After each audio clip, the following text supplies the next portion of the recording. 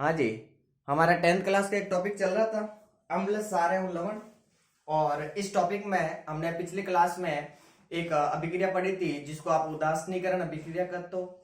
और उसमें हमने देखा कि जब कोई अम्ल किसी सार के साथ क्रिया करता है तो लवण और जल बनाता है। आज की जो क्लास है जिसमें हम इस टॉपिक को आगे कंटिन्यू कर रहे हैं, जिसमें सबसे पहले हम पढ़ेंगे कि जब कोई अम्ल किसी धात्विक ऑक्साइड से क्रिया करेगा तो क्या होगा, और अगर कोई सार किसी अधात्विक ऑक्साइड से क्रिया करेगा तो क्या होगा। तो उन अभिक्रियाओं को पढ़ाने से पहले मैं आप लोगों को कुछ धात्विक ऑक्साइड के एग्जाम्पल बता देता हूं और कुछ अधात्विक ऑक्साइड के एग्जाम्पल बता देता हूं।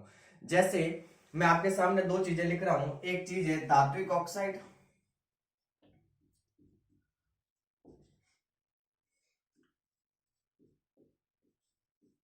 धात्विक ऑक्साइड, और एक साइड में मैं लिख रहा हूं आपके सामने अधात्विक ऑक्साइड। पहले ये पता होना चाहिए कि कौन से धात्विक ऑक्साइड होता है और कौन से अधात्विक ऑक्साइड होते हैं, फिर इनकी अभिक्रिया देखेंगे हम।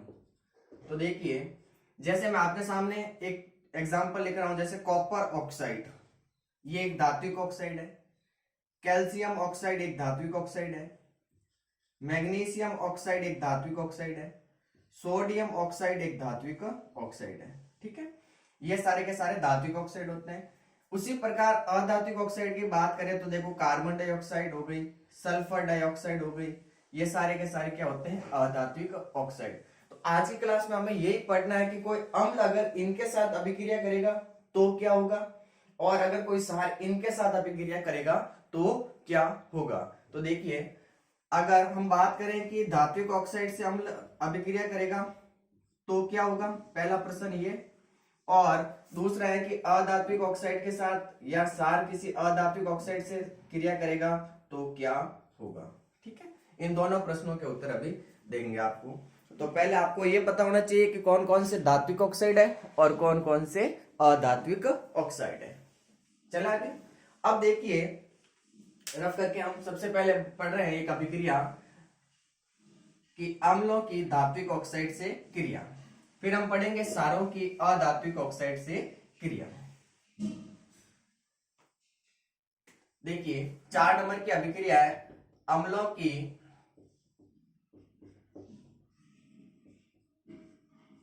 धात्विक ऑक्साइड से क्रिया।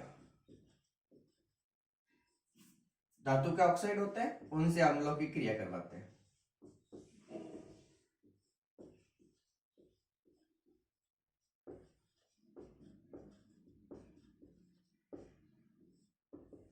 तो देखिए, जब भी कोई अम्ल किसी धात्विक ऑक्साइड से क्रिया करेगा तो लवण और जल बनाएगा। यह चीज आपको कंपलसरी याद रखनी है। जैसे उदासीनीकरण अभिक्रिया में बन रहा था लवण और जल, वैसा का वैसा सिस्टम है कि अगर कोई अम्ल किसी धातु ऑक्साइड से क्रिया करे, धातु ऑक्साइड से क्रिया करे तो हमेशा लवण और जल बनेगा।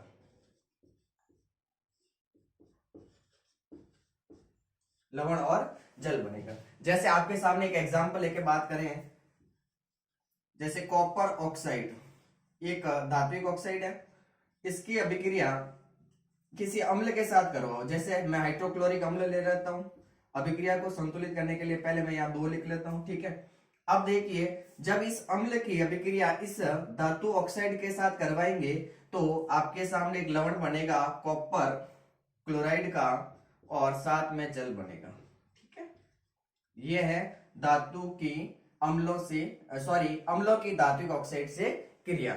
जब भी कोई अम्ल किसी धातु ऑक्साइड से क्रिया करेगा तो लवण और जल बनेगा, ये आपको याद रखना है। ठीक है, जैसे इसको क्या पढ़ेंगे आप, इसको आप पढ़ेंगे कॉपर ऑक्साइड। क्या पढ़ते हैं, कॉपर ऑक्साइड।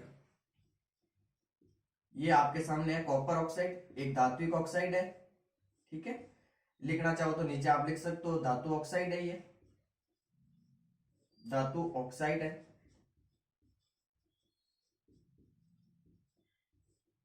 और ये है एक अम्ल जिसका नाम है हाइड्रोक्लोरिक अम्ल, हाइड्रोक्लोरिक अम्ल।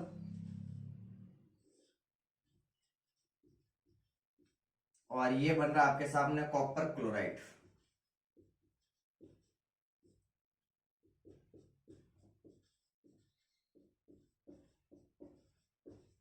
ये जो कॉपर क्लोराइड बनेगा ये नीला हरित होगा,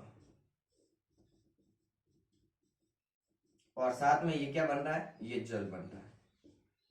ठीक है, तो ये होती है अम्लों की धातु ऑक्साइड से क्रिया। जब भी कोई अम्ल किसी धातु के ऑक्साइड से क्रिया करेगा तो हमेशा लवण और जल देगा, ये आपको पता रखना है। और इसकी एग्जांपल मैंने आप लोगों के सामने लिख लिया है, आप एक बार नोट कीजिए इसको। ठीक है, इसके साथ आप और भी ऑक्साइड ले सकते हो, जैसे धातु का ऑक्साइड में आपने कॉपर ऑक्साइड लिया तो आप कैल्शियम ऑक्साइड ले सकते हो, मैग्नीशियम ऑक्साइड ले सकते हो, सोडियम ऑक्साइड ले सकते हो। किसी भी ऑक्साइड को लेकर अम्ल से अभिक्रिया करवाओगे तो हमेशा लवण और जल ही बनेगा। ठीक है, नोट कर लिया होगा आपने। अब आगे देखते हैं दूसरी अभिक्रिया कि अगर कोई क्षार किसी अधात्विक ऑक्साइड से क्रिया करेगा तो क्या होगा। नोट कर लिया, देखिए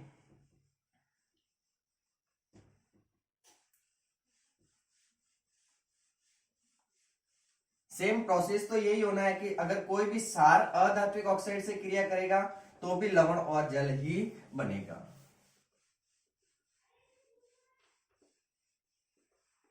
देखिए 5 नंबर की अभिक्रिया आपके सामने है, क्षार की अधात्विक ऑक्साइड से अभिक्रिया।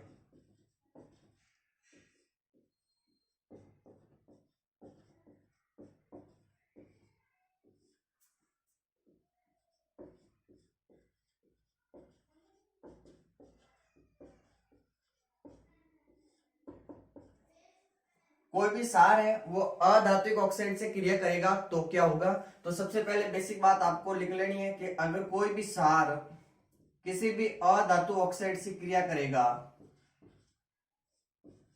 अधातुओं के ऑक्साइड आएंगे इसमें। ठीक है, अधातु ऑक्साइड से क्रिया करेगा तो भी लवण और जल बनेगा। क्या बनेगा, लवण और जल बनेगा, लवण और जल बनेगा। जैसे इसको एक एग्जांपल से समझते हैं हम, जैसे एक क्षार लेते हैं कैल्शियम हाइड्रोक्साइड, ये एक क्षार हो गया। इसकी अभिक्रिया अगर आप अधातु ऑक्साइड से करवाओ, जैसे मैंने बताया था अभी कि अधातु ऑक्साइड में आप कार्बन डाइऑक्साइड ले सकते हो, सल्फर डाइऑक्साइड ले सकते हो। तो मैं यहाँ पर कार्बन डाइऑक्साइड के साथ इसकी अभिक्रिया करवाता हूं तो मुझे कैल्शियम कार्बोनेट का लवण, कैल्शियम कार्बोनेट का लवण बनेगा और साथ में जल बनेगा। ये अभिक्रिया होती है क्षारों की अधात्विक ऑक्साइड से क्रिया। तो इसका हम क्या पढ़ेंगे, इसको पढ़ेंगे कैल्शियम हाइड्रोक्साइड। इसको क्या पढ़ते हैं, कैल्शियम हाइड्रोक्साइड। ये कैल्शियम हाइड्रोक्साइड है जो कि क्या है, अधातु ऑक्साइड है, अधातु ऑक्साइड होता है।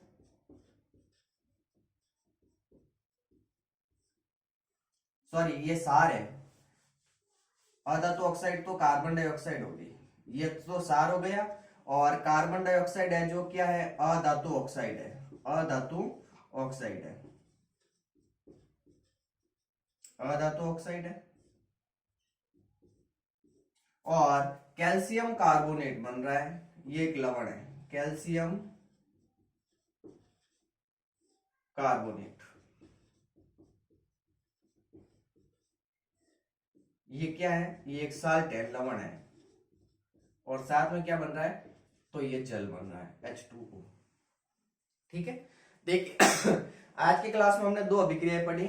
सबसे पहले हमने पढ़ा कि जो भी कोई अम्ल किसी धातु ऑक्साइड से क्रिया करेगा तो भी लवण और जल देगा, और जब अगर कोई क्षार किसी अधातु ऑक्साइड से क्रिया करेगा तो भी क्या देगा, लवण और जल देगा। तो आपके सामने ये दोनों अभिक्रियाएं और दोनों अभिक्रियाओं के एग्जाम्पल हैं। ठीक है, आपको ध्यान ये रखना है कि चाहे धातु ऑक्साइड लो चाहे अधातु ऑक्साइड लो, ठीक है, आप अम्ल और क्षार की अभिक्रिया जब भी इनके साथ करवाओगे तो लवण और जल निर्मित होगा।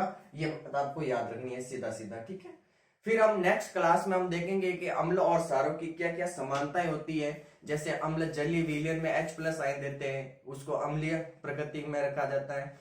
उसी प्रकार एल्कोहल और जो ग्लूकोज है उसमें भी H+ आयन होते हैं, लेकिन वो विद्युत का चालन नहीं करते हैं, जबकि अम्ल विद्युत का चालन करते हैं। ऐसा क्यों हुआ, इसको एक प्रयोग से समझेंगे नेक्स्ट क्लास में। तो आज की क्लास में यहाँ पर ये अभिक्रिया समाप्त होती है। धन्यवाद। अगली क्लास में मिलते हैं एक नेक्स्ट क्लास टॉपिक के साथ।